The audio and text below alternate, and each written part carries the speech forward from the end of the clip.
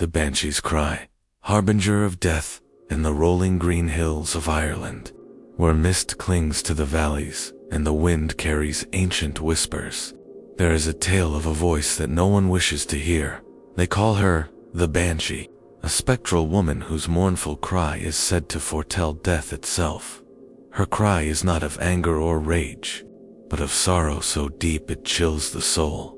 Legends say the Banshee is tied to ancient Irish families, her wail sounding when one of their kin is close to death. For centuries, families whispered that her voice was both a warning and a curse, a sound no heart could endure. Her form changes in the tales, sometimes an old crone with wild hair, other times a young maiden cloaked in sorrow.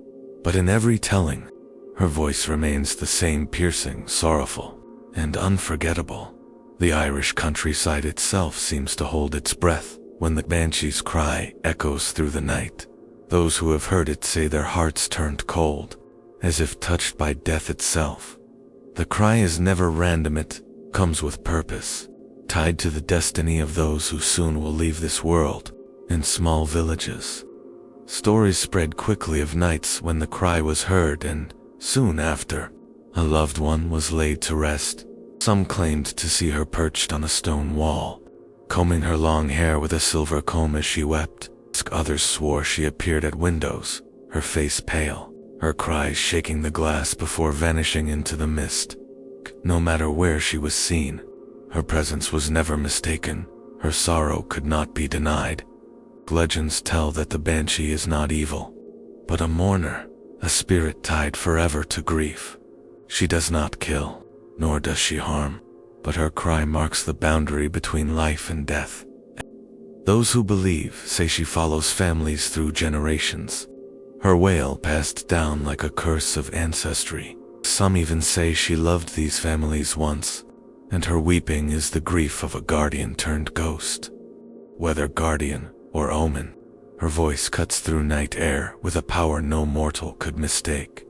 To hear it was to know fate itself, for no prayer or silence could stop the march of death once her cry was heard. Some legends trace her origin back to ancient Ireland, where keening women once mourned loudly at funerals. These keeners were said to guide the dead with their cries, bridging the living world and the afterlife. Over time, the tradition blurred with myth, and people began to speak of a spirit who keened for eternity. The Banshee became this eternal mourner, neither alive nor fully dead, condemned to weep forever. Some say she was once a mother, cursed after the loss of her child. Her grief turned to endless wailing. Others whisper she was a fey woman wronged by mortals, her curse binding her forever to human death. Whichever story is true, all agree that her cry is not human, it is the voice of something beyond this world. Her keening could shatter silence, echoing across valleys as though carried by the very wind. Families who heard her knew their fate was sealed, for no sound could be mistaken for her terrible song. She was not a myth to them, but a presence unseen yet always near when death was close. One tale tells of a farmer who heard her cry while walking home, the sound freezing his blood mid-step. He rushed home, only to find his brother collapsed inside, death already upon him. Another tale speaks of a young woman who saw the Banshee combing her hair by the river at midnight. The girl fled in terror, and by dawn, news spread that her grandfather had passed in his sleep. Some said the Banshee appeared not only to warn of death, but to honor the dead with her sorrow. Witnesses described her tears, shining like silver, falling to the earth and vanishing into mist. One family swore she was heard weeping outside their window the night before their matriarch died. The sound, they said, was like a song and a scream woven together, both beautiful and terrible. Her voice lingered even after she vanished, echoing through the valley like a memory carved into stone. To hear her was to carry her voice forever, a sound that could never truly be forgotten. One chilling account tells of a nobleman who mocked the Banshee's cry, only to die the next morning. Those who found his body said his face was twisted in horror, as if he had seen her at his final breath. Another tale speaks of a traveler who followed her cry into the woods and was never seen. Again, the villagers who searched found only his lantern, still burning, lying in the dew-soaked grass. Some whispered the banshee could lure souls away, not by force, but by the pull of her sorrowful song. One man swore he saw her comb left behind on a stone, and when he touched it, his hand burned with fire. Within days, he fell gravely ill, his body wasting away, as if cursed by the touch. Stories like these spread fear. To mock, to follow, or to touch her things was to invite doom. Even the bravest avoided roads where she was said to wander. For courage meant nothing against her cry, for in her voice was not malice, but inevitability, the sound of death's shadow falling across the living. An old woman once claimed the banshee stood at her window, combing her hair. The night her husband died, she described the figure as pale and sorrowful, her comb gleaming like silver in the darkness. The husband passed before dawn, and the widow swore she could still hear the cry in her dreams.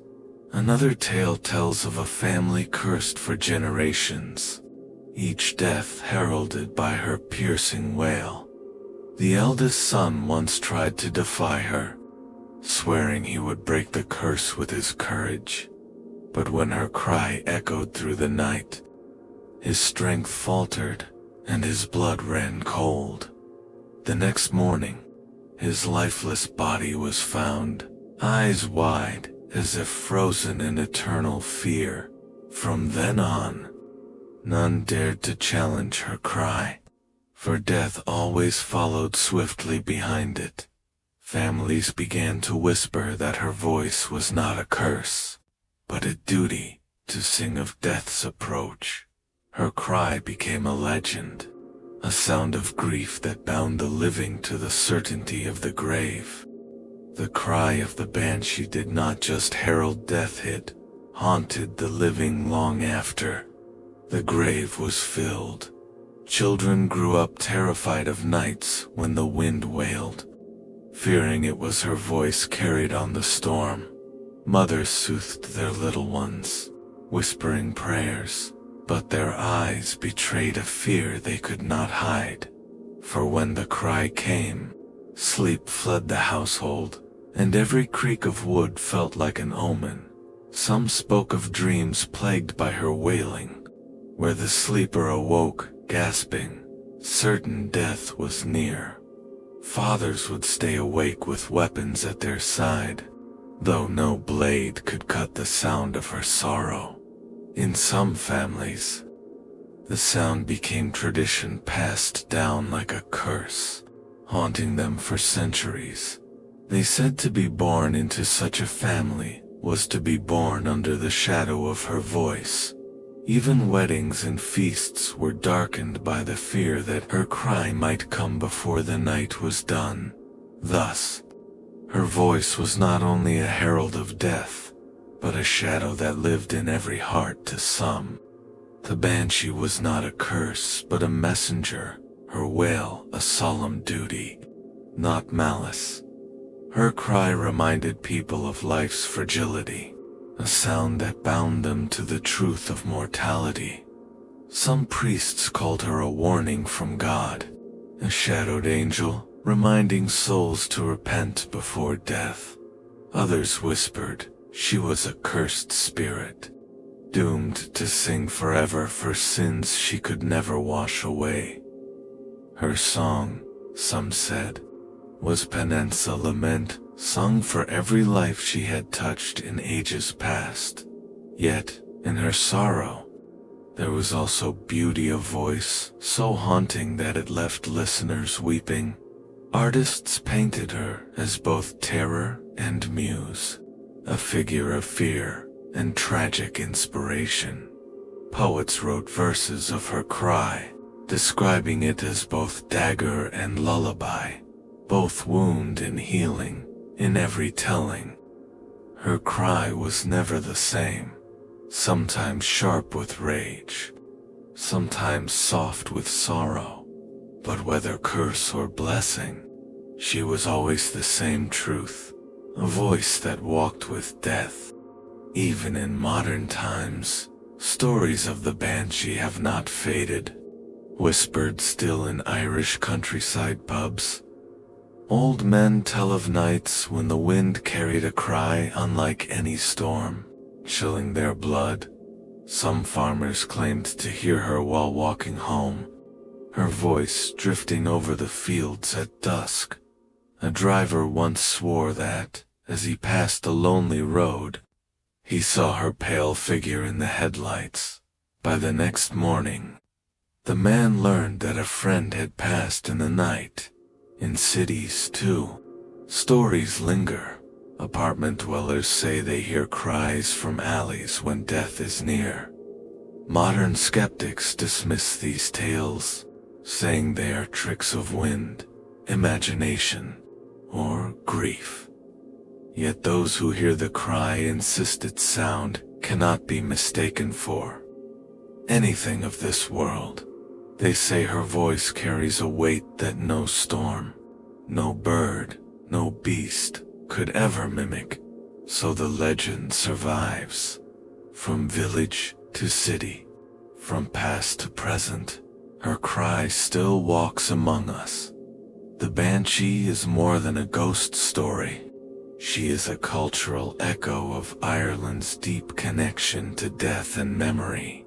She embodies grief, the unspoken sorrow of families, and the reminder that life's end cannot be escaped. Her cry reminds us that death is not only a personal event, but a thread woven through entire communities.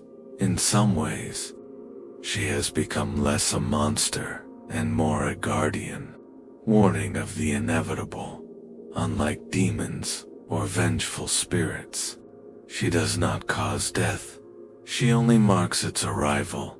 For centuries, families have told her story to children, passing down the lesson of mortality.